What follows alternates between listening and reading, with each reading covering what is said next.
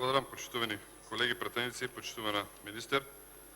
Законот за класифицирани информации е 6 пати менуван, дополнуван и усогласуван со потребите од областа, меѓутоа и усогласуван со потребите на законите кои имаат допирна точка. Нудите ново законско решение, кое делумно ги содржи и предходните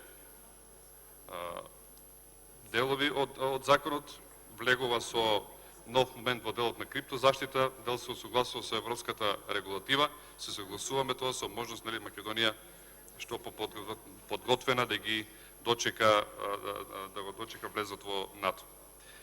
Меѓутоа би сакал да напоменам неколку работи, ќе се вратам хронолошки во однос на Министерството на одбрана и армијата на Република Македонија во однос на тоа се што се случува и Македонија како држава, меѓутоа и ВМРО ДПМН како политичка партија колку има во тој дел направено.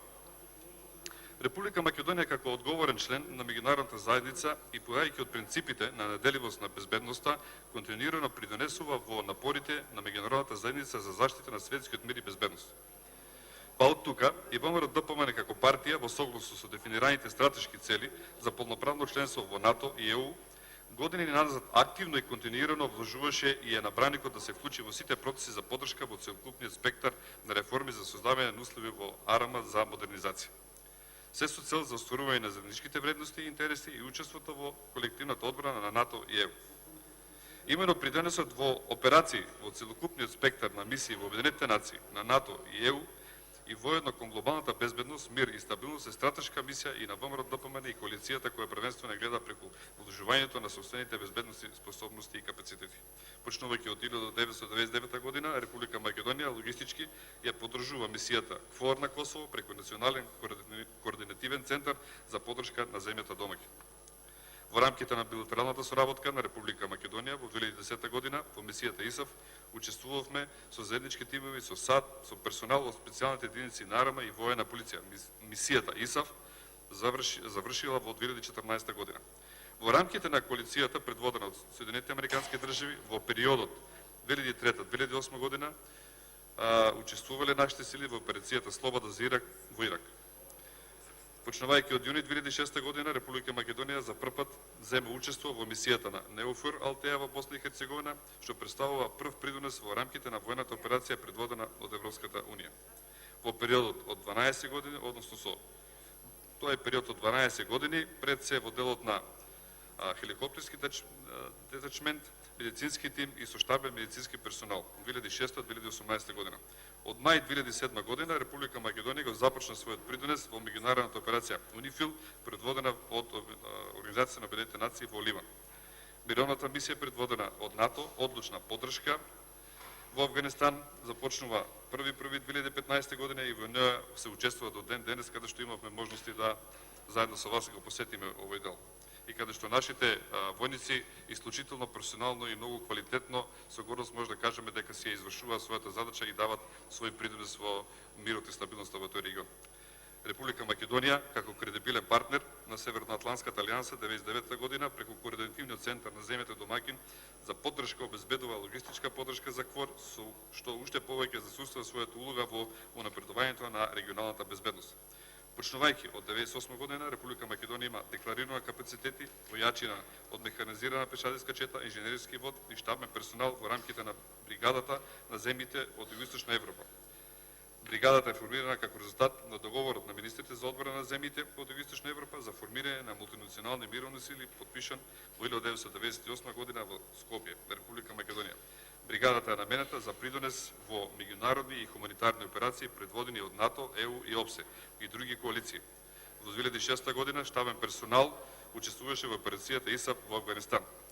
Во 2012-2014 година бевме дел од борбените групи на Европската унија, каде учествувавме со поддршка со пешадиска чета, штабен персонал и национален елемент за поддршка. Единиците беа успешно еволуирани и беа во базенот на сили во готовност за реакција на Европската унија во втората половина 12 и 14 година. Со ова сакам да кажам дека континуирана е поддршката и начинот на работата на Министерството за одбрана и на армијата на Република Македонија, но во овој момент би се осврнал, како и на почетокот што кажав, во однос на новото предзаконско решение, кој реков 6 пати се менува, меѓутоа за жал немаме пречистен текст на овие дополнувања и тоа е некој како момент што понатаму треба да го решаваме, бидејќи кај многу закони се случува тоа. Меѓутоа во однос на законот за класифицирани информации реков дека тоа е закон кој е многу сличен на претходниот, усогласен со одредени препораки од ЕУ и НАТО за да се со можност да се внесат нови елементи, членови, меѓутоа и пред се во криптозаштитата. Значи во однос и на проверката на безбедни сертификати, која тука би сакал да го искоментирам тој дел и малку ме загрижува. Што се однесува до законот, јас генерално и мојот колега, почитуваниот Емил Димитриев, кој всушност и беше заменик министер, ги знае многу добро ова област. Даваме поддршка за доуредување и согласување на овој закон, бидејќи е со европска регулатива и се со цел за спредување на реформите во безбедносниот сектор. Меѓутоа, имаме неколку забелешки, тој ги повтори, ги кажа, јас не би сакал да се повторам, меѓутоа во една би се задржал малку повеќе, тоа е кај заменик директор. Сега, може би се фаќаме за малку суштинската работа, а тоа е зошто да имаме заменик директор на 40 лица во оваа институција. Сведоци сме дека моментално се прави ветинг во Министерството за внатрешни работи, сведоци сме дека се прават огромни реформи, се намалуваат вработените во безбедносниот сектор. Имаме силна кампања на Министерството за администрација, каде што најавува дека ќе има, така барем слушнав, проветрување, отпуштање и така натаму, луѓе кои на некој начин можеби е прашање дали ќе останат на работа, а сега ние дополнително отвараме уште едно заменик директорско место. Има или нема потреба на 40 лица? Значи таму ќе имаме 40 лица, ќе имаме и директор и заменик директор. И ако одиме по некоја логика дека таму ќе има и одредени сектори, ќе се појават уште 2-3, 5 раководители и што правиме ние од цела институција, ќе имаме 10 раководители на 40 луѓе. Значи на секој трет човек ќе дојде по еден раководител. Така да тоа е сериозен проблем, мислам дека треба тоа да размислите да се во втората фаза да се промени. И во однос на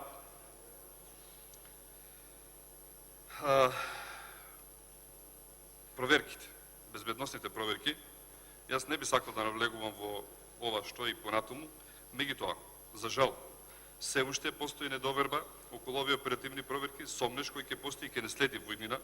Во овој дел треба да се работи на довербата, односно оперативните проверки за добивање на безбедносен сертификат да ги прават професионалци. Јас се надевам дека и лицата и понатаму и тенденцијата на наша треба да биде тие луѓе да бидат професионалци нити на една друга страна. Бидејќи се случува доколку тоа лице е на страната на една или друга политичка партија, може да се случи тој да даде квалификација или проверка која нема да биде во ред, а се работи за квалитетно лице, професионалец и едноставно со некоја мала промена може да биде елиминиран, а би бил во функција на потребите на граѓаните на одредена институција. Така да, таа доверба треба да ја градиме. Сум загрижен дека тука тешко ќе го постигнеме тој континуитет и мислам дека ќе се надминеме. Меѓутоа, сакам да повторам за на крај дека давам поддршка на во ова фаза на ова предлог законско решение и се надевам дека со оно што ќе реагираме како амандмани, верувам дека ќе ги прифатите за да можеме да ова предлог законско решение барем малку од малку го подобриме. Благодарам. Ви благодарам јас. Иван Иванов има збор, повелете.